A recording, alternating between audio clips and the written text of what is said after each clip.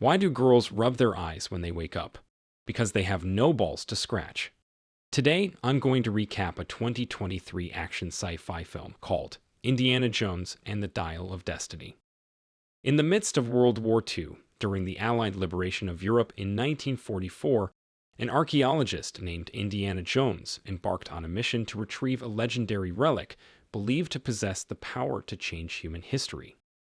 The adventure led Jones to Nuremberg Castle, where he aimed to secure the Holy Lands of Longinus. During this quest, he collaborated with another renowned archaeologist, Basil Shaw, a professor from Oxford. However, their mission took a turn when Jones was apprehended by the Nazis and brought before a colonel. Despite being interrogated, Jones remained defiant. As this occurred, an astronomer, Dr. Voller, approached the colonel, presenting the very holy lands Jones was after. But Voller tried to convey a critical message to the colonel, which was overshadowed by the colonel's orders to move the relic to a train. Within the confines of a room, Jones found himself surrounded by Nazis, bracing himself for execution. Suddenly, the ceiling crumbled as an aerial bomb detonated, giving Jones a narrow escape from death. Seizing the moment, Jones disguised himself, commandeering a car to pursue the train containing the relic. As he did so, two Nazis unknowingly joined him in the car. Spotting the train, Jones acted quickly, making a sharp turn to chase after it, which triggered a vehicular confrontation with the Nazis. Managing to board the train, Jones discovered that the so-called Holy Lands he sought were mere replicas. Elsewhere on the train, Basil found himself in a dire situation, captured and undergoing torture by the colonel. Under threats against his family, Basil divulged information about their mission to secure the Holy Lands of Longinus. To complicate matters, Valor reappeared, revealing to the colonel that the relics were fake. However, Valor had unearthed a section of the Archimedes dial, an Antikythera mechanism crafted by the famed Syracuse mathematician Archimedes. The colonel, realizing Jones was on the train, rallied his men to apprehend him. As the chase ensued, Jones managed to free Basil. During a confrontation on the train's rooftop, Basil, trying to avoid the skirmish, shot the colonel. Their encounter with Valor, who now demanded the Archimedes dial, came to a head when Jones deceived him, handing over only half of the precious artifact. Only moments later, Jones and Basil skillfully evaded an oncoming hazard, whereas Valor couldn't react quickly enough and was struck. Acting swiftly, Jones and Basil leaped from the train to safety just before Allied forces bombed it. Fast forward to 1969 in New York City, a recently retired Jones, formerly a professor, was celebrating his retirement. Post-celebration, he headed to a bar, oblivious to the fact that a woman was shadowing him. Within the bar, this woman approached Jones, and he was taken aback to discover that she was Helena Shaw, his goddaughter whom he hadn't seen for many years. As they reminisced, Jones found out that Helena had followed in his footsteps and become an archaeologist. She brought up the topic of the Archimedes dial, a relic her late father, Basil, had obsessively researched but never located. Helena confided that her father's relentless pursuit of the dial nearly drove him to insanity. Expressing her desire to further study the dial, she sought Jones' expertise, believing he held the key to its mysteries. Together, they ventured to the college to sift through its archives. Unknown to Helena, she had been trailed by Agent Mason, the head of a CIA faction that had ties with Valor. Miraculously, Valor had survived a train debacle and was now affiliated with NASA, albeit under an alias. As Jones and Helena delved into their research, danger lurked. A college faculty member unexpectedly entered, only to be fatally shot by Klaber, one of Valor's minions. Another faculty member met a similar fate at the hands of another henchman. As the duo located the half of the dial in the archives, Jones grew wary, sensing that Helena knew more than she let on. His suspicions grew when he discerned that Helena was aware he hadn't destroyed the dial as he promised Basil. As Jones pressed Helena for answers, their confrontation was interrupted by the sudden entrance of Agent Mason and her team. In a frenzied escape attempt, Helena seized the dial half, locking Jones behind her and offering a hasty apology as she fled. With Helena now their prime target, Mason and her team chased her across the rooftops. Jones, meanwhile, stumbled upon the slain faculty members. As he tried to raise the alarm, he was apprehended by Mason and her team. In the midst of the chase, they found themselves in the thick of a bustling parade and rally. It was then that Jones was hit with a revelation. Helena was an illicit artifacts dealer, using auctions to peddle illegal relics. She had manipulated Jones to obtain the dial half for black market sale. Despite this shocking revelation, Jones adamantly clarified to Mason that his involvement was solely as Helena's godfather, unaware of her ulterior motives. Shortly afterward, they encountered an obstruction. Realizing their vehicle couldn't proceed, they chose to navigate through the vast crowd on foot, with Jones leading the way. Jones managed a quick escape atop a horse, prompting the pursuing henchmen to commandeer vehicles for the chase. Finding himself trapped, Jones daringly rode the horse into a subway, alighting at the next station. He quickly boarded a departing train, narrowly evading Agent Mason and Valor's henchmen. Mason immediately updated Valor on the situation, and Valor was shocked to learn of Helena Shaw's relationship to Indiana Jones. Seeking assistance, Jones contacted his longtime friend, Sallah, a taxi driver, to transport him to the airport. His destination was Tunisia, where Helena's auction was underway. Jones intended to intervene and reclaim the dial half. However, as he began confronting Helena, Valor unexpectedly appeared. Jones, astonished to see Valor alive, inquired about his Nazi affiliations. This left Helena coughing on her drink. Valor introduced himself as Professor Schmidt. Unfazed, Helena proceeded with the auction. In a bold move, Jones yanked the tablecloth, creating chaos. Amidst the confusion, Helena handed the bag to her aide, Teddy Kumar, but Valor swiftly took it and exited. With Valor gone, Jones, Helena, and Teddy faced imminent danger, leading them on a wild chase. Eventually, the trio agreed to collaborate in retrieving the dial half from Valor. Aboard a plane, Valor's team was navigating their next steps. Agent Mason began suspecting that Valor, whom she knew as Schmidt, harbored ulterior motives. One of Mason's operatives reported their impending landing in Spain before returning to Alabama. Desperate, Valor pleaded with Mason for a boat to the Mediterranean. She declined, leading to a violent skirmish.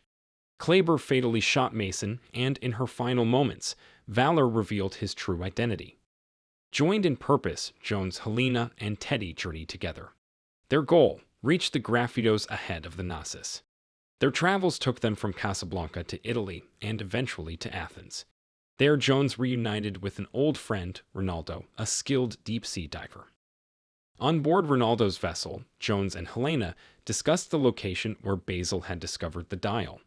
They recalled how Basil had located an elderly sponge diver, learning that the dial's origin was a sunken Roman ship, approximately 20 meters underwater.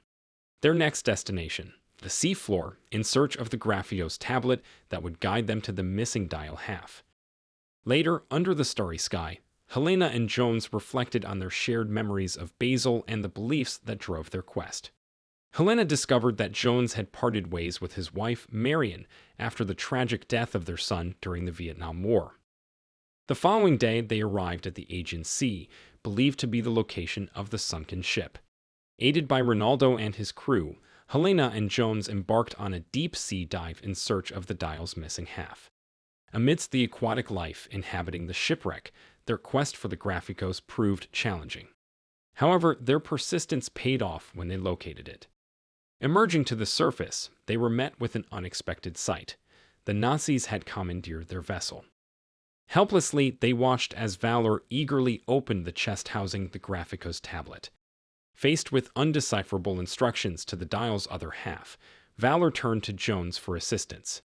Jones's silence led to Renaldo's tragic death at Valor's hand. Helena, in a desperate bid, offered her expertise in deciphering the enigmatic message in exchange for a bounty. As Jones looked on, torn between shock and betrayal, Helena received a cache of diamonds from Valor. After interpreting the Graffitos, Helena revealed its hidden message pointing to Archimedes' burial site. Cleverly using the revelation as a distraction, she covertly ignited a stick of dynamite, hurling it towards their adversaries. In the ensuing chaos, Jones, Helena, and Teddy made a hasty escape on an alternate boat. As they left the damaged vessel behind, Jones meticulously examined the Graphicos tablet. He discovered a Polybius square intricately designed with wax and wood. Setting the tablet alight with alcohol, they witnessed its transformation, revealing the illustrious gold of the Nile. Jones cracked the code, which indicated their next destination, the Cave of Dionysus in Sicily. Upon reaching Sicily, while the duo got accustomed to their surroundings, Teddy, disgruntled over not profiting from the gold, attempted petty theft to afford an ice cream. His escapade took a sinister turn when he unsuspectingly encountered Voller. As Teddy made a futile attempt to flee, he was captured by Voller's associates. During his search for Teddy, Jones spotted the Nazis abducting him. Joining forces with Helena, they ventured uphill to the Cave of Dionysus. Inside, they faced their worst nightmare. The cave walls teemed with centipedes.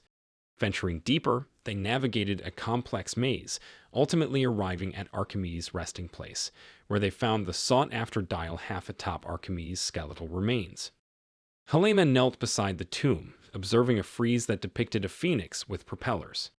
To their surprise, Jones spotted a wristwatch on Archimedes' skeleton, a significant anachronism given that watches were invented long after Archimedes' time. This led them to deduce that Archimedes had used the dial to time travel. Soon, Voller and his goons, who had trailed them using Teddy, confronted them. Trapped, Jones and Helena were forced to relinquish the dial half. Voller swiftly joined the two dial halves and inserted the clock part of the pendant watch into the dial center. Just then, Teddy, having escaped the Nazis, launched an ambush. Helena escorted Teddy out of the cave, leaving Jones to fend for himself. Jones was shot, and Voller's men apprehended him, taking him away in a van.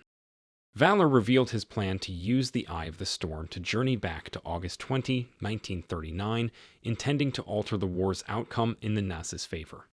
Meanwhile, Helena and Teddy pursued them to an airfield. As the Nazis took off in a plane, Helena instructed Teddy to commandeer another aircraft. She then raced after the Nazis' plane on a bike, managing to board it before takeoff. Inside, Jones revealed that the Nazis' reliance on Archimedes' coordinates, which didn't account for continental drift, would lead them astray. Klaber silenced Jones with a punch. As they approached the Eye of the Storm and began their temporal transition, Jones warned Voller of his flawed calculations. In a panic, Voller ordered a course reversal, but it was too late.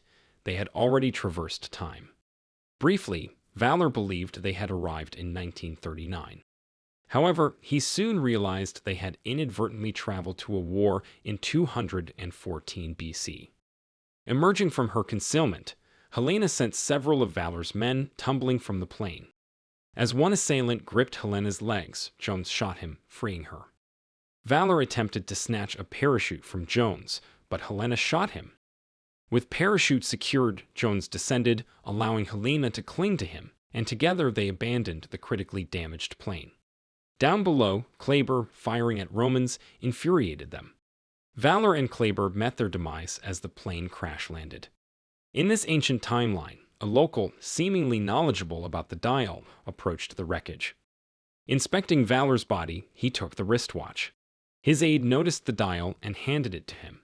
Safely on the ground, amidst the unfolding warfare, Jones expressed awe at the opportunity to witness history firsthand.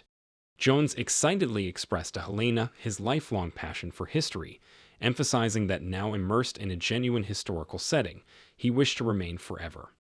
Helena, however, was insistent on leaving, especially given Jones's gunshot wound, which demanded immediate medical attention. As Teddy made a nearby landing in the plane he had piloted, they were suddenly ambushed by a Roman warrior, who was promptly downed by an arrow. To their astonishment, the figure who approached them was Archimedes.